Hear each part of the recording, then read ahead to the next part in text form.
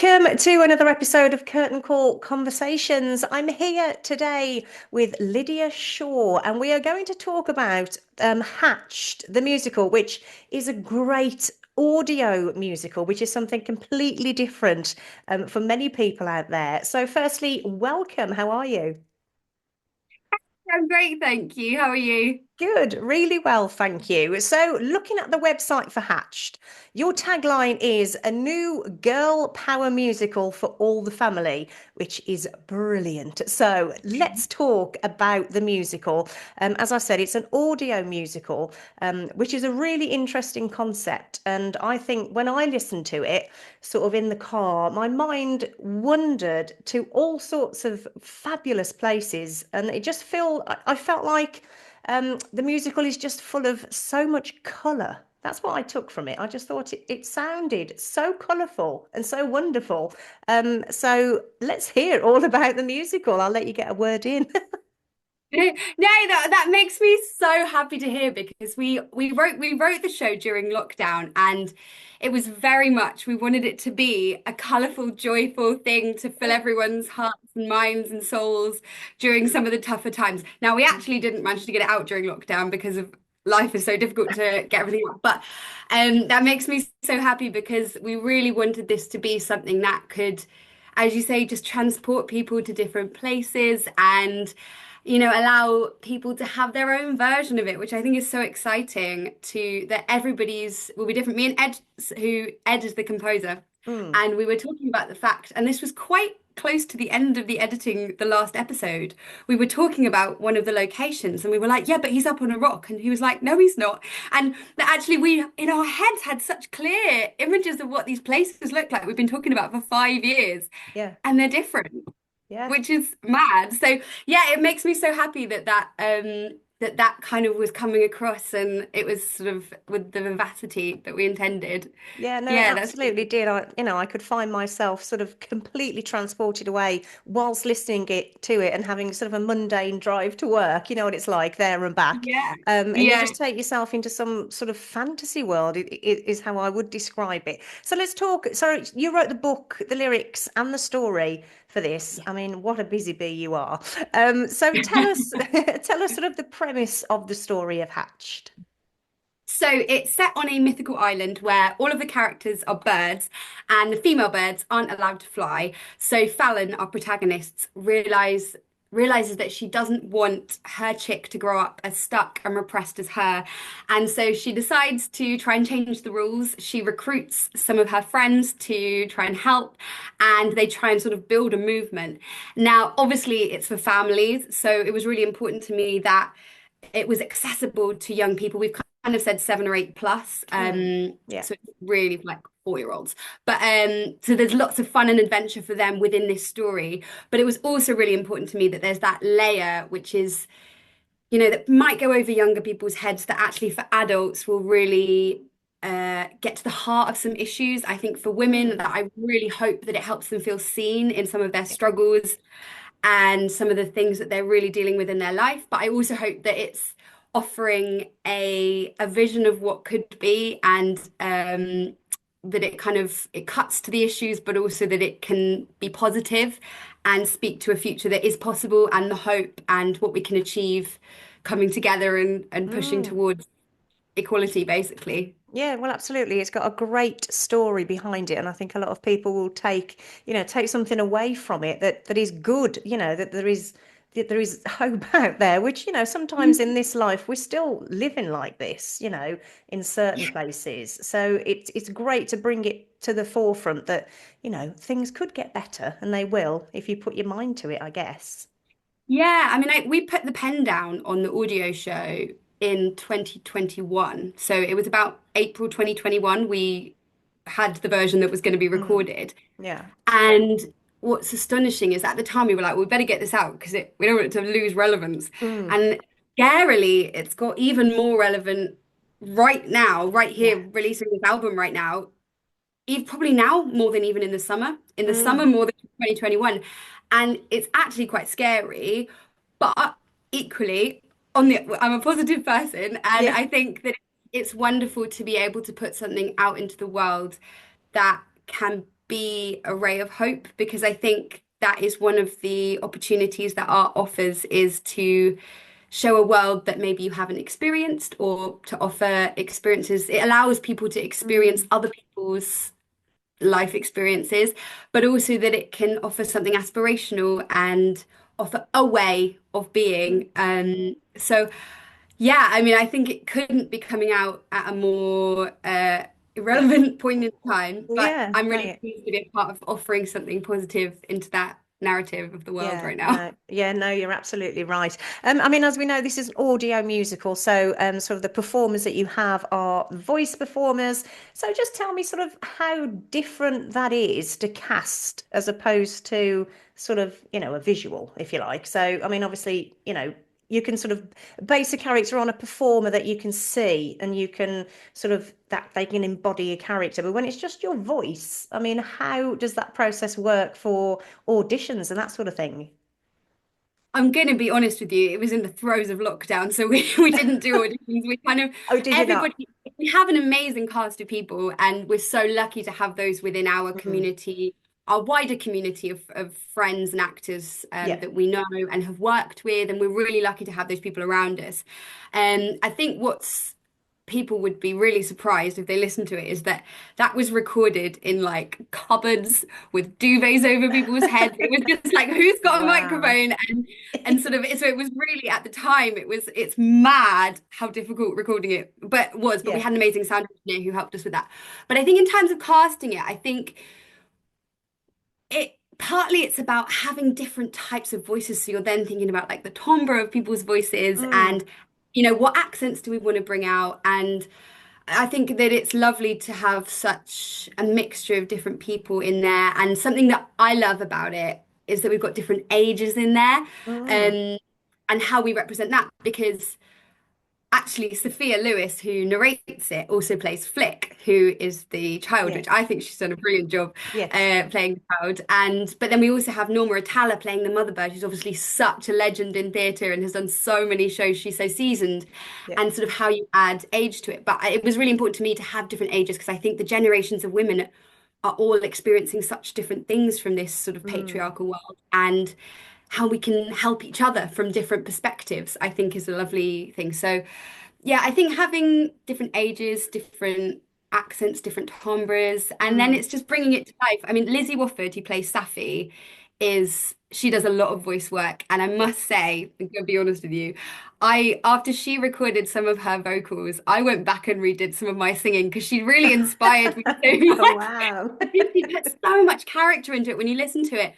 Like, she's just so present with her storytelling through song and through the dialogue. And so yeah, I think it's just bringing, how do you get that character, and you just got to add more Mm, of yeah. that movement and energy into the acting, I suppose. Yeah. Yeah, absolutely. I mean, you've got to have a lot of different tones and a lot of different voices, as you've said, just so the audience can differentiate, who's talking, because obviously you're not seeing anything. So you've got to be able to make that sort of chop and change, haven't you, between the voices, which I'm sure, which I know that you did because it's brilliant. I've listened to it. So you voice Fallon.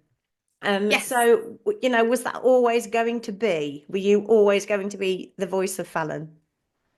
Well, I don't know. I don't think initially we would, well, initially, actually, interestingly, we actually started writing it as an audiobook with some Okay. songs.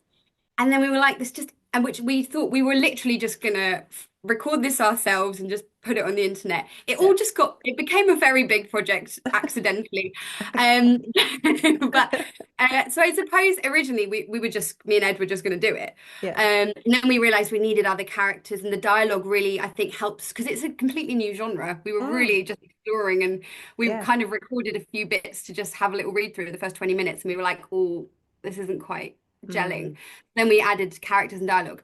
I think probably at that point, possibly, I think by at least by the first draft, I think we probably had decided that. And it meant, and obviously Ed plays Merripin, so we were able mm, to write the songs for our voices, which is such a treat. It's such a treat to yeah. be able to get things in the right keys and the right places that really ping for you. But I Mm, think as well, as a performer, I am such a advocate for writing your own work, creating your own Mm, work, because it's a tough old, time yes. in the industry of music, particularly musical theatre. And I think, we're creative people, and I think just creating stuff that you want to do, because, sometimes you get typecast into something, and actually, how Mm, do you go if you want to play a different kind of role? Sometimes you have to just write it and be yeah. bold enough. And I think it takes, it took a lot of kind of bravery and getting myself around it to go, yeah, do you know what? I'm just going to do it because actually it Yeah. is right for me. And I think so much of the story actually has come from my own life and my own experiences, that it was really Okay. lovely to be able to put that out into the world. I mean, obviously, I'm not a bird living on a mythical island, but some of the metaphors.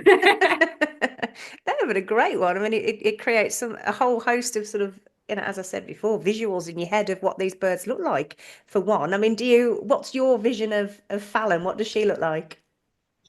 Well, I mean, so Fallon for me is, again, this kind of comes with some of my, I don't know, something that happens to me a lot. Um, I think so there's four what's the species of bird on the island. So she's a flutterkeat. Oh, I think so.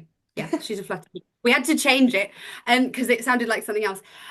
So they're like yellow and fluffy and sprite, just really fluffy and like Yeah. cutesy looking. And I think for me, that's something that a lot of people often look at me and think, oh, she's sweet. And I think they don't see that there's a lot more fight and drive behind me. So Yeah. I think actually quite a lot of the characters defy the way that they look. Mm. So Safi should look really quite fierce and strong. And my vision for a stage show is she's in like punky kind of boots and stuff, Yeah. but actually Yeah. she's quite shy and reserved and Mm. nervous. And I think I think all characters, but particularly females, we get so typecast by the appearance, and we Mm. forget actually that actually there's so much more to it, Yeah. particularly, in characters. So yeah, so I think for me, she's really fluffy and yellow. Ah. Yeah, lovely. And you mentioned there a stage show. So obviously, when you were writing this musical as an audio musical, I mean, obviously I would imagine that the thought is that you want to put it on stage and make it a visual show. So is that happening? Well, here's the thing. It's so hard to get a new musical on I right now. know. I mean, honestly, when we were writing it, we started because we were like, well, we've both lost all of our work. Let's just get Yeah, going. yeah. And it was partly started as just like, let's just write something to keep us busy. And then by the time we got there, we were like, oh, this is better than we anticipated. I would love to do the stage show. It is written. Since doing the audio show, I have rewritten it as a stage Ah, show. We've okay. pitched it. We were in the finals of the Stars and Drew Prize last year, and Wow. trying to progress it forward. But I mean, if there's any rich producers listening, Yes, yeah, I'm listening. very up for a chat. Yeah. But I think I think it would be amazing, and I have Yeah. so much vision for it, and I think it would Mm. be really exciting. I think another option, which I think would be really cool, is getting it licensed so that theatre schools and amateur groups Oh, can do it, because there's so many female characters. So I've had the privilege actually of running a few workshops with some young people doing okay. it, and that's been really lovely and exciting. So that's another avenue to go down. So I don't quite know. It's in there and it does Mm. exist. So Yeah. yeah, we're just looking for the right opportunity. Yeah, exactly. I mean, as you say, it's so hard to get a new musical out there with, investment and X, Y, and Z. It is really hard, but I really hope it does come to fruition for you because Thank it really is a great story. I thoroughly enjoyed it. So let's talk about you as a performer then. So where did the love of that come from for you? And sort of what age did you start thinking, I want to do this sort of professionally? I mean, honestly, as soon as I was aware of life, like Yeah. honestly, yeah. When I started ballet when I was 2.5, and I was Oh, convinced nice. I was going to be a ballerina, and Yeah. then as little girls are, Yeah, yeah. everything in my room was ballet, Yeah. and then when I was about 3, I watched The Sound of Music, Oh, and when I was 3.5, I went to my nursery school fancy dress day as Maria von Trapp. oh, So I that's went so as a little cute. nun. My mum made me a nun outfit with a little Oh, guitar. It was so good. And I think honestly, from that moment, I was hooked. I loved those like chitty chitty bang bang, Sound of oh Music, yeah. Mary Poppins, like those. I was just hooked. Mm. And yeah, I think I think honestly, as long as I can remember, it's been just the passion. And I think always that thing that gets you through tough stuff is coming back to that love and passion for that. And Yeah. yeah, I think really it's always been that thing that I just love and brings me joy. Yeah, absolutely. I mean, if you love what you do, then it doesn't feel like work, does it? So that Exactly. is brilliant. And obviously, on your website, I was, reading all about you, and it's a long, it's a long bit of writing here about, what you've done in your career, etc., which is brilliant. I mean, you've done so many sort of different things. So, do you sort of have a career highlight, or is it sort of now with Hatched? I mean, yeah, I mean, honestly, and I think this has been partly because of writing, the process of writing Hatched. Mm, I actually think this is the most joyous mm, time, just partly the age that I'm at. I think yeah. of actually being like, I'm so happy and satisfied. I love I'm so proud of what we've created with Hatched, and I really hope that whether it's this show or some of the other shows I'm writing, that that can be kind of moving forward. I think there's been every job you do, there are highlights to be Mm, found, whether it's the yeah. show itself, whether it's the people that you meet, whether it's so many friends I've met on Mm, like random jobs that weren't even that long, but they become really special people to you. And yeah. I think it's really hard, but probably is this because I mean this has been by far the hardest thing I've ever done. But then something lovely about going, I've done this myself, Yeah, yeah, and yeah. actually sort of the autonomy or like actually have being able to Mm, bring it yourself and drive it forward, which is really tough yeah. 90% of the time, but there is Mm, some joy and pride in that as well. So yeah, I think probably now, and I think all the different elements of the career that I have now, that's really lovely that it all kind of comes together. excellent. Sounds great. So tell people where they can download and listen to Hatched.